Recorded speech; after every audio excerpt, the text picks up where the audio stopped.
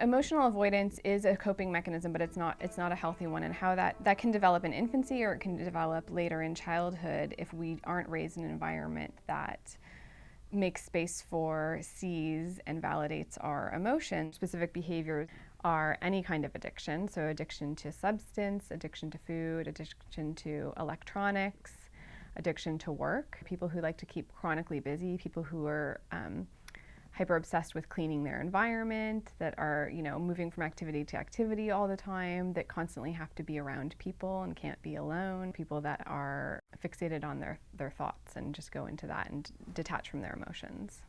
We see that a lot with obsessive-compulsive personalities. So somebody will get caught in a thought loop and get obsessed with behavioral rituals, or get obsessed with something like their weight or cleanliness, but they won't understand that there's an underlying fear or shame. There's an emotion attached to it that's really driving all of that, but the person is out of touch with all of that, and they're convinced that if they can just get their environment under control, that will be how they will emotionally regulate themselves.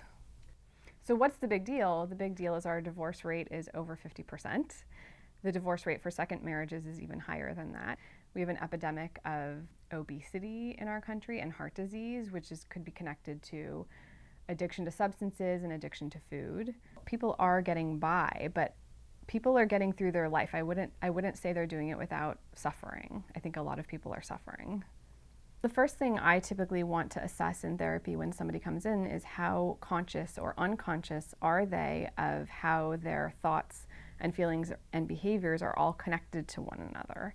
Oftentimes people aren't very conscious, that they don't understand why they think certain things, they don't understand why they behave a certain way, and they don't even know why they're feeling certain things, or sometimes they don't even know what they're feeling. My first step is to help them identify all of that, and to then also help them identify what behaviors or thoughts or patterns in their life are getting them into trouble. More awareness in general leads towards somebody being more mindful, and it helps somebody to learn how to take a pause in their present life and think about, when they're having an emotional reaction to something, think about what's really happening for them, how does this connect to the past, what's the actual threat in the present, and it helps somebody to learn how to have a healthy response as opposed to a reaction to something that's actually pretty old.